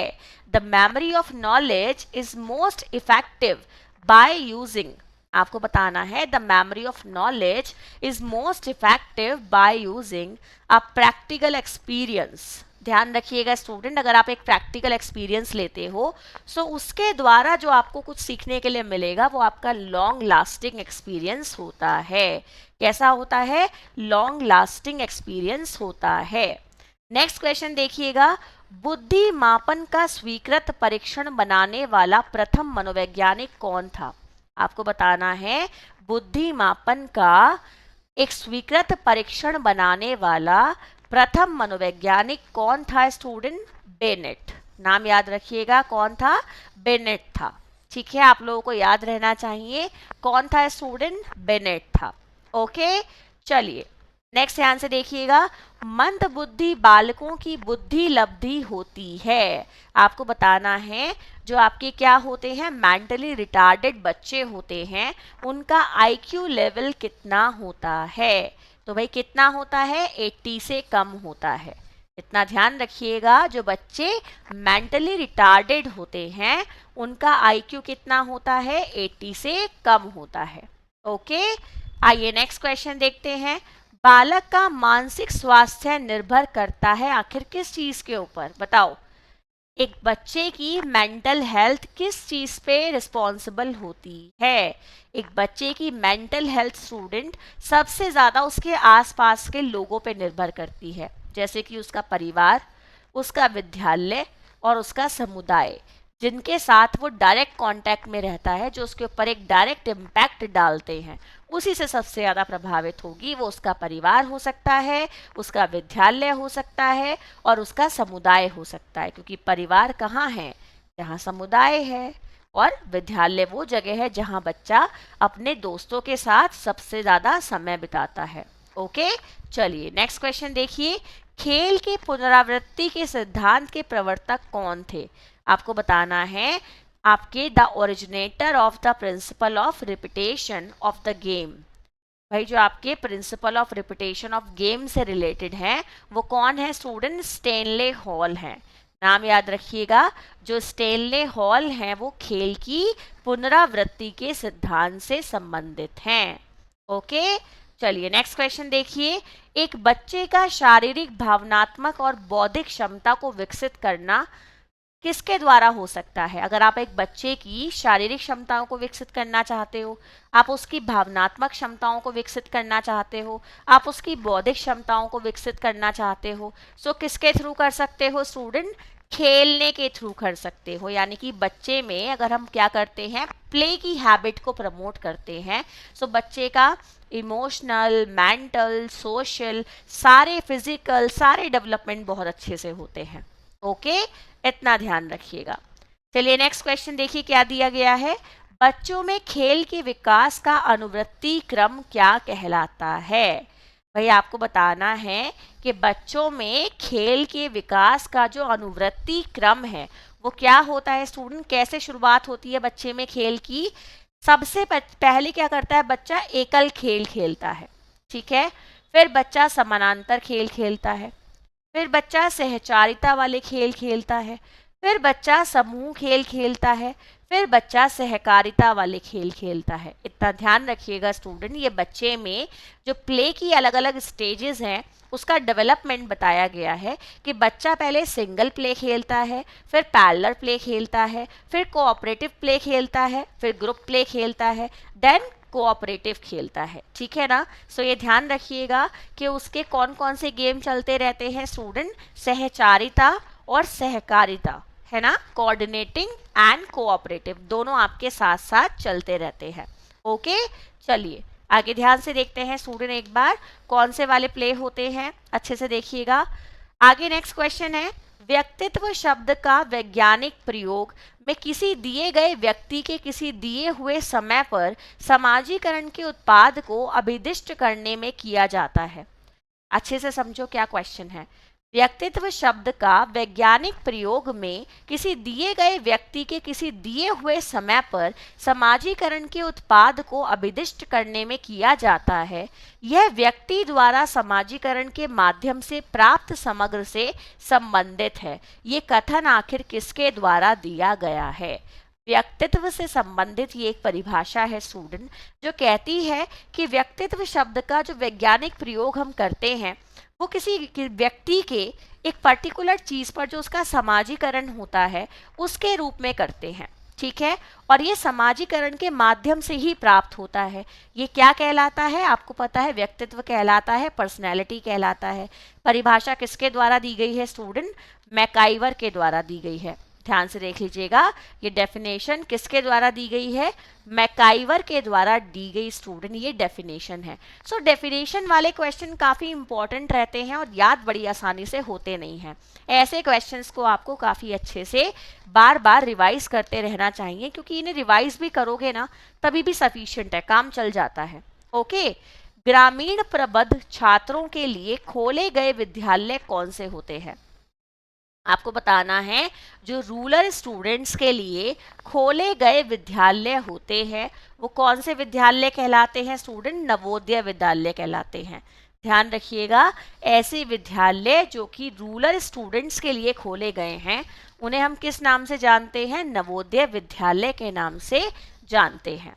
आगे देखो, राधा तथा प्रदीप जैविक बच्चा पैदा करने में सक्षम नहीं है। ठीक है, जो राधा है और प्रदीप है वो जैविक बच्चा पैदा करने में सक्षम नहीं है। तो डॉक्टर उन्हें क्या सुझाव दे सकती है? देखिए, डॉक्टर उन्हें पहला सुझाव दे सकती है आईवीएफ का, ठीक है। दूसरा सुझाव दे सकती है स्वार्थहीन सैरोगेसी का, एंड तीसरा दे सकती है गोद लेने का। ओके, या तो सैरोगेसी यानी कि सैरोगेट मदर वाला, या फिर आईवीएफ वाला जो कि आजकल बड़ा पॉपुलर है ना, या फिर आपके गोद लेने वाला। ये तीन सुझाव डॉक्टर उन्हें दे सकती है। ओके, चलिए नेक्स्ट क्वेश्चन देखिए, छोटे बच्चों के लिए एक डर बनाने वाला उद्दीपक कौन सा है? भाई, छोटा बच्चा है और उसके अंदर ना जो एक फियर वाली फीलिंग है वो इंक्रीज हो जाए, ऐसी क्या चीज होती है? ऐसी चीज होती है लोनलीनेस। अगर आप बच्चे को हमेशा अकेला महसूस कराते हो, एकाकीपन उसके साथ जुड़ा हुआ है, सो बच्चा हमेशा डरा डरा रहता है, ठीक है। इसलिए कहते भी हैं कि छोटे बच्चे को कभी अकेला नहीं छोड़ना चाहिए। सो बच्चों के अंदर होने वाला जो एकाकीपन है वही उन्हें क्या फील कराता है स्टूडेंट? डर की फीलिंग उनके अंदर क्रिएट करता है। ओके, चलिए नेक्स्ट क्वेश्चन देखिए क्या दिया गया है। क्वेश्चन है स्टूडेंट, अध्ययन की परिभाषा, यानी कि आपकी एक तरीके से मैं कहूं तो लर्निंग की डेफिनेशन है, क्या दी गई है स्टूडेंट? यह वह प्रक्रिया जिसके द्वारा एक गतिविधि की उत्पत्ति होती है या प्रशिक्षण के माध्यम से परिवर्तित होती है, क्योंकि परिवर्तन प्रशिक्षण का आरोग्य नहीं है। ये कथन आखिर किसके द्वारा कहा गया है? क्वेश्चन देखो, अध्ययन की परिभाषा है वह प्रक्रिया जिसके द्वारा एक गतिविधि उत्पत्ति होती है या प्रशिक्षण के माध्यम से परिवर्तित होती है, क्योंकि परिवर्तन प्रशिक्षण पर आरोग्य नहीं है। ये कथन किसके द्वारा कहा गया है? हिलगार्ड के द्वारा कहा गया है। ये ध्यान रखिए स्टूडेंट, ये कथन किसके द्वारा कहा गया है? ये कथन कहा गया है हिलगार्ड के द्वारा। ओके, इतना ध्यान रखेंगे। ये स्टेटमेंट किसने दिया था? हिलगार्ड ने दिया था। ओके जी, नेक्स्ट क्वेश्चन देखो, अधिगम विकलांगता कहा जाता है। भाई, लर्निंग डिसेबिलिटी किसे कहते हैं? डिसलेक्सिया को कहते हैं। ये काफ़ी इंपॉर्टेंट होती हैं स्टूडेंट आपकी। मैं आपको बता दूं कि आपकी जो इस तरीके की डिसेबिलिटी है ना, लर्निंग, रीडिंग, राइटिंग, है ना, मैथमेटिकल, ये काफ़ी एग्जाम के लिए इंपॉर्टेंट होती हैं, इनको याद रखिएगा। सो अधिगम विकलांगता क्या कहलाई जाती है? डिसलेक्सिया कहलाई जाती है। ओके, नेक्स्ट क्वेश्चन देखिए, विकास का प्रतिनाम ऐसा होता है, आपको बताना है विकास का प्रतिमान ऐसा होता है जिसकी भविष्यवाणी हो सकती है। जो आपका डेवलपमेंट का पैटर्न है ना, वो एक ऐसा पैटर्न होता है जिसको आप प्रिडिक्ट कर सकते हो, ये ध्यान रखिएगा, जो डेवलपमेंटल पैटर्न होते हैं वो प्रिडिक्टेबल होते हैं। क्यों होते हैं भाई? आप अनुमान लगा सकते हो कि भाई पहले आपका फिजिकल डेवलपमेंट हो रहा है, देन मोटर होगा, देन कॉग्निटिव होगा, देन इमोशनल होगा, देन सोशल होगा, वो धीरे धीरे आपको पता चलता रहता है। ओके, सो आप प्रिडिक्शन कर सकते हो कि भाई इसके बाद ये डेवलपमेंट होगा। प्लस आप ये भी अंदाजा लगा सकते हो कि अगर किसी बच्चे का फिजिकल डेवलपमेंट सही से हो रहा है, मतलब उसका मेंटल डेवलपमेंट भी सही से हो सकता है। ओके, सो विकास के प्रतिमानों में प्रिडिक्शन संभव है, बट आप ये नहीं पता लगा सकते कि उसका रेट हर बच्चे में समान रहेगा या नहीं रहेगा। ओके, चलिए नेक्स्ट देखिएगा, बालक का बायां हाथ या दाहिना हाथ का प्रयोग किस चीज पर निर्भर करता है? भाई बच्चा आपका राइट हैंडेड होगा या लेफ्ट हैंडेड होगा, ये किस चीज पे निर्भर करेगा स्टूडेंट? ये आपका निर्भर करता है उसके वातावरण पर मस्तिष्क के प्रभाव के द्वारा। ठीक है ना, जो आपका क्या है स्टूडेंट, वातावरण पर मस्तिष्क का जो प्रभुत्व है उसके द्वारा ये पता चलेगा कि बच्चा जो है वो राइट हैंडेड होगा या लेफ्ट हैंडेड होगा। इसके लिए कोई और चीज़ मैटर नहीं करती है, सिर्फ यही एक चीज़ है जो मैटर करती है आपकी, ठीक है, कि आपका जो डोमिनेंस है ब्रेन ओवर द एनवायरनमेंट, वो इस चीज़ के लिए रिस्पॉन्सिबल होगा। चलिए नेक्स्ट क्वेश्चन देखते हैं। क्वेश्चन क्या दिया गया है, शिक्षा मनोविज्ञान संबंधित है किस चीज़ से? आपको बताना है जो एजुकेशनल साइकोलॉजी है वो आखिर किससे संबंधित है? अधिगमकर्ता से और अधिगम परिस्थितियों से और अधिगम प्रक्रिया से। इतना ध्यान रखिएगा, जो शिक्षा मनोविज्ञान है वो किससे रिलेटेड है स्टूडेंट? अधिगमकर्ता, देन अधिगम परिस्थिति और देन अधिगम प्रक्रिया। ये ध्यान रखिएगा, ये इन तीनों चीजों से संबंधित है आपका शिक्षा मनोविज्ञान। ठीक है, इतना आप लोगों को ध्यान रखना है। चलिए नेक्स्ट क्वेश्चन ध्यान से देखते हैं, और जो आज का लास्ट क्वेश्चन है, क्योंकि जनरली आप थक जाते हो क्लास में, सो आज मैंने आपके लिए सिर्फ 100 क्वेश्चंस रखे थे। सो आज का आपका लास्ट क्वेश्चन क्या बनता है स्टूडेंट? सिद्धांतवादी जिन्होंने व्यवहारवाद में योगदान दिया है, आपको बताने हैं कि ऐसे कौन से आपके थ्योरिस्ट हैं जिन्होंने बिहेवियरिज्म पे काम किया है। भाई ऐसे कौन से थ्योरिस्ट हैं जिन्होंने बिहेवियरिज्म पे काम किया है? वो कौन कौन से हैं स्टूडेंट? पावलोव, स्किनर और वॉटसन। नाम याद रखिएगा, जिन्होंने बिहेवियरिज्म पे काम किया है वो कौन कौन लोग हैं student? Pavlov, Skinner and Watson है। इतना आप लोग ध्यान रखेंगे। सो आई होप स्टूडेंट आज की ये क्लास आप लोगों को अच्छी लगी होगी, ये मैराथन आप लोगों को पसंद आई होगी। पसंद आई है तो जल्दी से लाइक शेयर कर दीजिएगा, एंड ऐसी बहुत सारी मैराथन आप लोगों के लिए हर संडे में लेकर आती रहूंगी। So student bye, good night, take care. Video को लाइक शेयर कीजिएगा, मुझे फॉलो कीजिए इंस्टाग्राम पे, ज्वाइन कीजिए टेलीग्राम पे, और ये PDF भी आप लोगों को मिल जाएगी। So bye student, good night, take care, Tata.